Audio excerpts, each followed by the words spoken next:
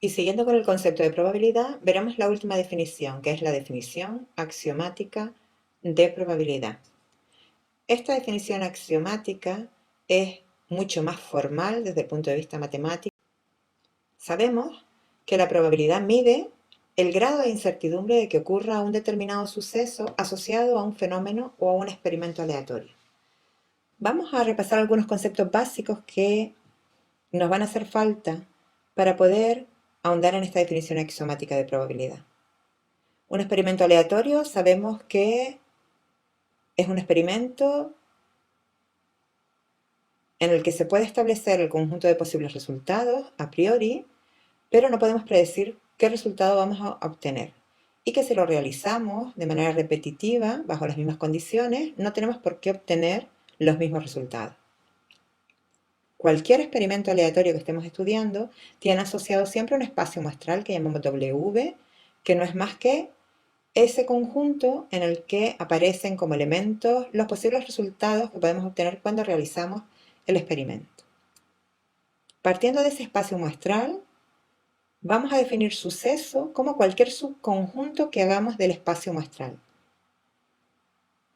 De manera que con todos los sucesos posibles que somos capaces de formar con los elementos de un espacio muestral, podemos crear a su vez un nuevo conjunto que vamos a llamar B, que será el conjunto de las partes del espacio muestral. Y ese conjunto debe contener una serie de sucesos de manera obligatoria. Tiene que contener el suceso seguro, el suceso imposible, todos los sucesos simples y además todas las posibles combinaciones de unión de estos sucesos simples. Pero antes de seguir, vamos a ver un ejemplo para situarnos un poco en qué herramientas vamos a utilizar para poder hacer una definición axiomática de la probabilidad.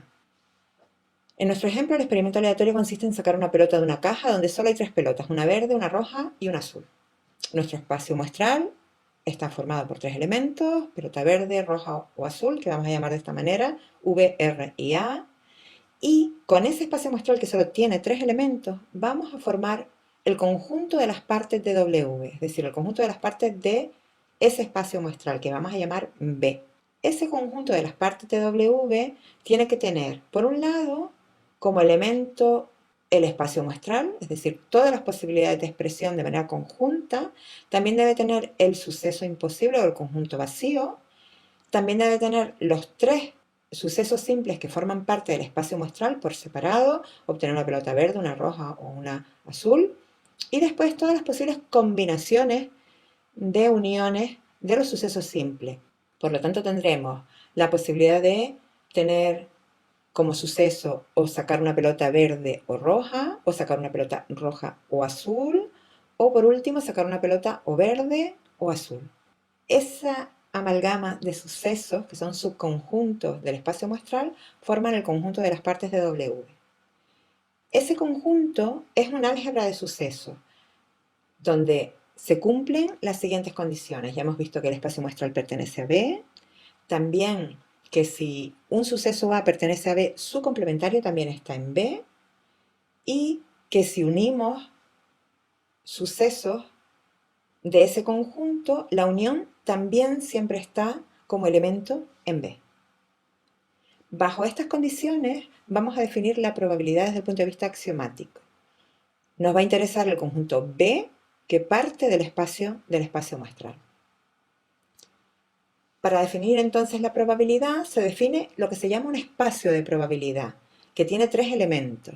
El espacio muestral asociado al experimento, el conjunto B, que tiene todos los sucesos que podemos combinar con ese espacio muestral, y por último la probabilidad.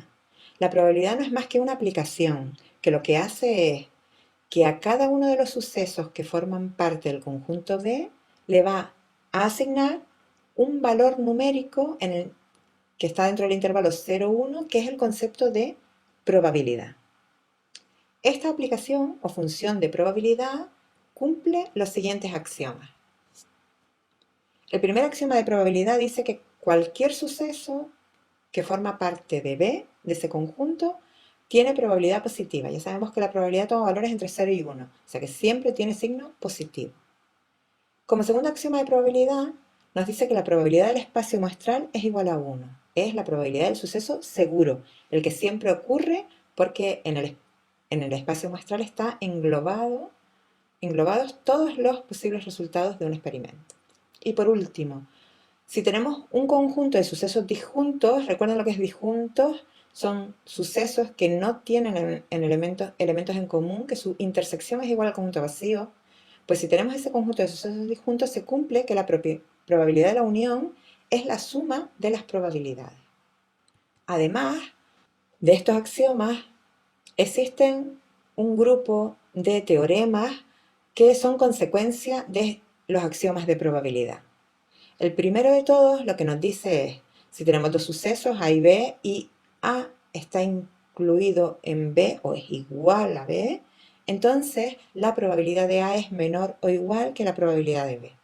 En segundo lugar, otra consecuencia es que la probabilidad del conjunto vacío es igual a 0. En tercer lugar, vamos a hablar de la probabilidad de sucesos complementarios. Vemos que la probabilidad del espacio muestral es 1 y sabemos que el espacio muestral lo podemos definir como la unión de dos sucesos, el suceso A y su suceso complementario. La unión de ambos forman exactamente el espacio muestral. Como estos dos elementos son disjuntos, podemos dividir la probabilidad de esta unión en una suma de probabilidades, probabilidad de A más la probabilidad del complementario. Por lo tanto, despejando podemos decir que la probabilidad de A siempre es 1 menos la probabilidad de su suceso complementario.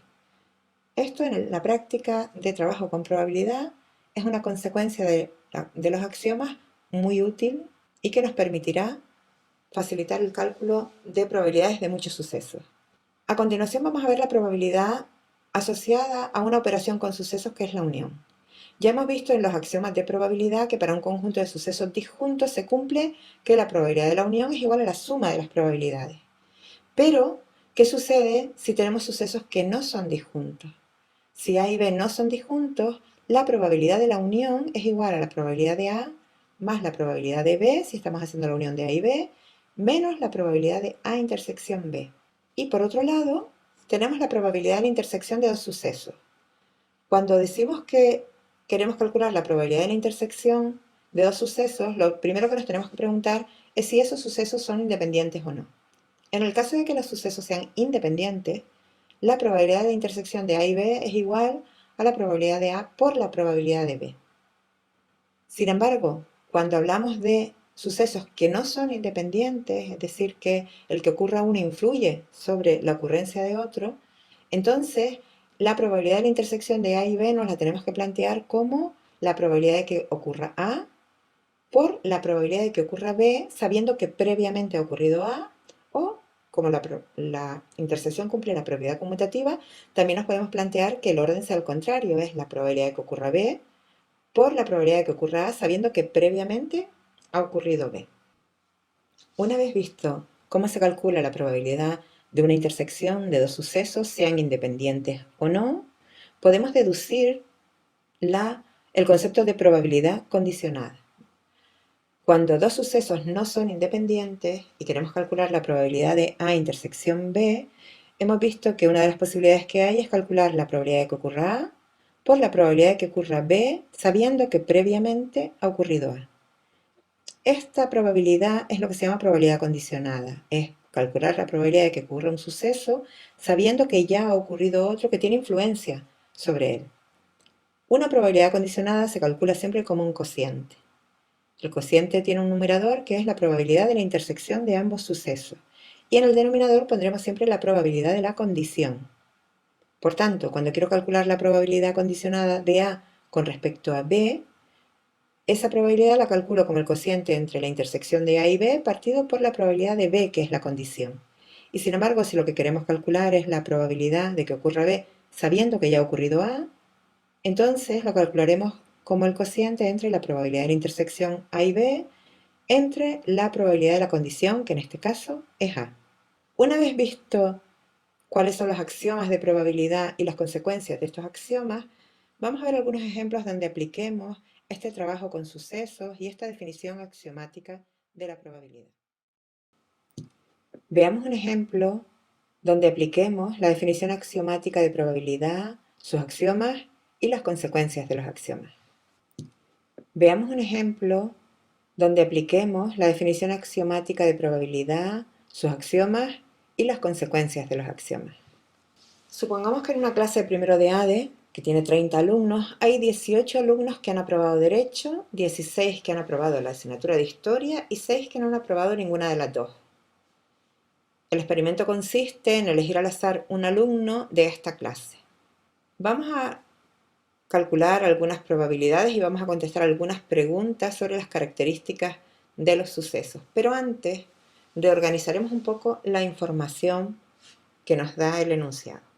Vamos a llamar D al suceso aprobar Derecho y vamos a llamar H al suceso aprobar Historia.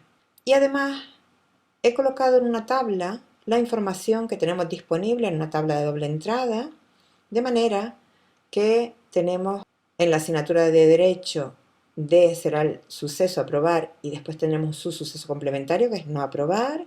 En la asignatura de Historia igualmente tenemos H el suceso de aprobar y no H su suceso complementario.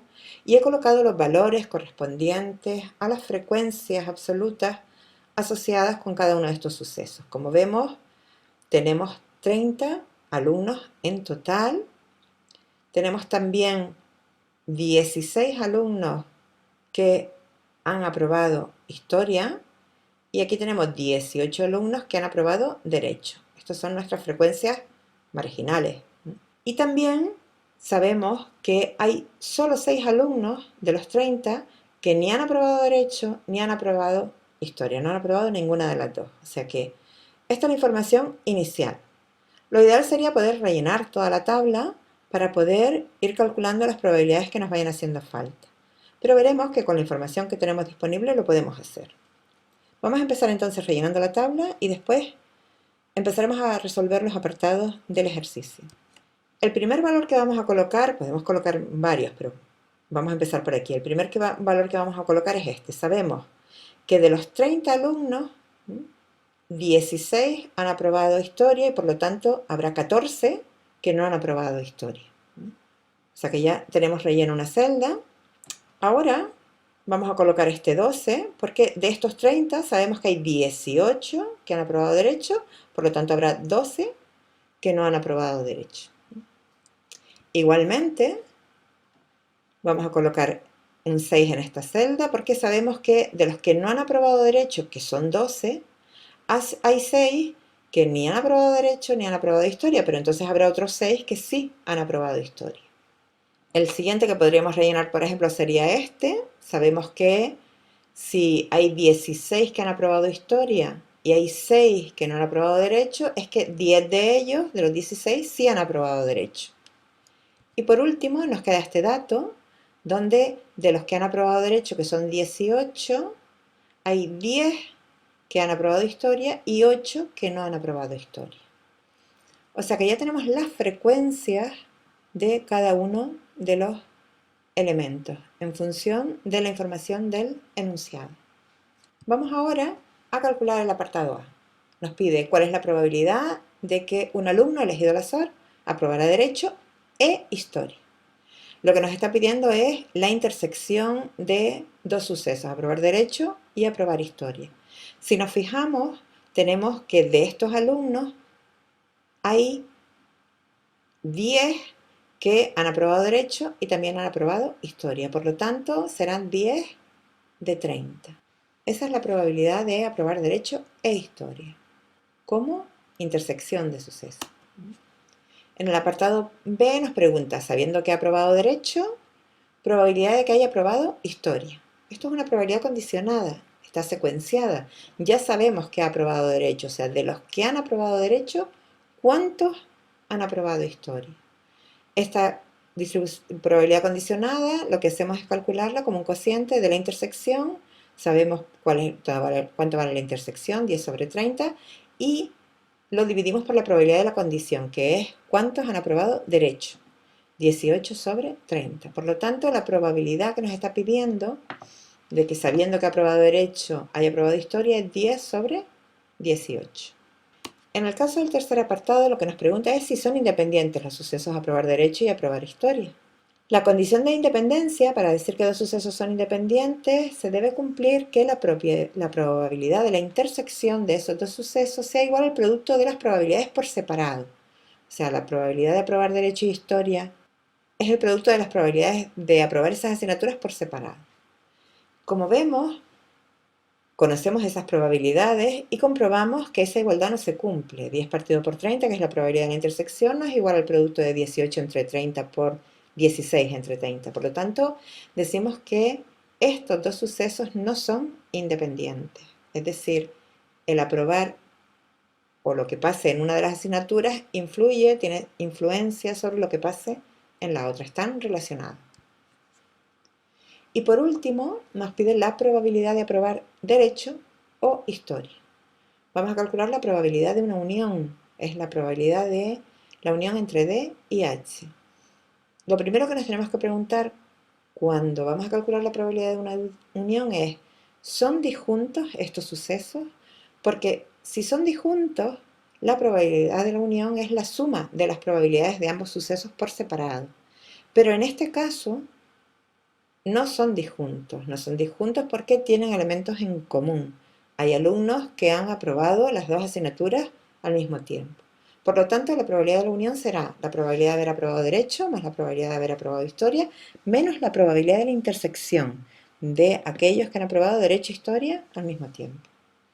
Si realizamos estos cálculos numéricos, obtenemos que la probabilidad de aprobar derecho o historia es de 22 sobre 30. Veamos ahora otro ejemplo que tiene que ver con un experimento diferente. Vamos a hacer un experimento que es lanzar un dado y observar el número que se obtiene. Vamos a definir dos sucesos que vamos a llamar A, que es sacar un 1 y un 2 cuando lanzamos un dado, y un suceso B, que es sacar un 3 y un 4 cuando lanzamos un dado. Y vamos a trabajar con estos dos sucesos, con el suceso A y B. Vamos a intentar comprobar tres afirmaciones que corresponden a los tres apartados de este ejercicio para saber si son ciertas o no. Antes de empezar a calcular cada uno de estos apartados, vamos a familiarizarnos con los sucesos con los que vamos a trabajar, definir algunos sucesos complementarios e incluso calcular alguna probabilidad para tener mayor conocimiento de la situación y poder así comprobar lo que nos pide el ejercicio. Vemos que tenemos el suceso A, sacar un 1 y un 2, el B, sacar un 3 y un 4. Podemos definir el suceso complementario de A, que sería sacar un 3, un 4 y un 5, ya que A es un 1 y un 2. También definimos el suceso complementario de B, sacar un 1, un 2, un 5 y un 6. Sabemos que A y B son disjuntos porque cuando hacemos su intersección nos da el espacio, el conjunto vacío. Sin embargo, cuando hacemos intersección entre el complementario de A y el complementario de B, lo que tenemos es los valores 5 y 6, que son los que tienen en común estos dos sucesos complementarios. Y cuando hacemos la intersección entre A y el complementario de B, también vemos que tiene dos elementos, el 1 y el 2, que son los elementos en común entre estos dos sucesos. Después de definir los sucesos, si queremos podemos ir calculando algunas probabilidades, como la probabilidad de A, que vemos que son dos elementos frente a 6. Si se fijan, estamos utilizando la definición clásica de probabilidad para poder calcular las probabilidades individuales de algunos sucesos. Recuerden que esto se corresponde con las condiciones básicas de una definición clásica de probabilidad. Estamos hablando de sucesos simples que son equiprobables, por lo tanto podemos aplicar la definición de Laplace para calcular estas probabilidades. La probabilidad de B también es 2 sextos, la probabilidad de el complementario de A es 4 sextos, tenemos 4 elementos de 6, y la probabilidad del complementario de B también es 4 sextos. Así podríamos ir calculando distintas probabilidades, pero yo creo que ya tenemos información suficiente como para poder empezar a calcular algunas probabilidades un poco más complejas. Si se fijan, los apartados A, B y C hacen referencia a probabilidades condicionadas. Por lo tanto, vamos a calcular esas probabilidades condicionadas para poder comprobar después las igualdades. Si queremos calcular la probabilidad de A condicionado a B, lo hacemos como la probabilidad de la intersección partido por la probabilidad de la condición. La probabilidad de la intersección, como son disjuntos, es 0, y la de la condición es 2 sextos. Ya lo tenemos calculado en este cuadro rojo. Por lo tanto, la probabilidad de A condicionado a B vale 0. La probabilidad de A complementario condicionado a B complementario también tiene la misma definición, probabilidad de la intersección por la probabilidad de la condición, y vemos que es 2/6 la probabilidad de la intersección de ambos complementarios y la probabilidad de B complementario 4/6. Y en tercer lugar tenemos otra probabilidad condicionada que, como vemos, calculamos de la misma manera y también nos da un medio.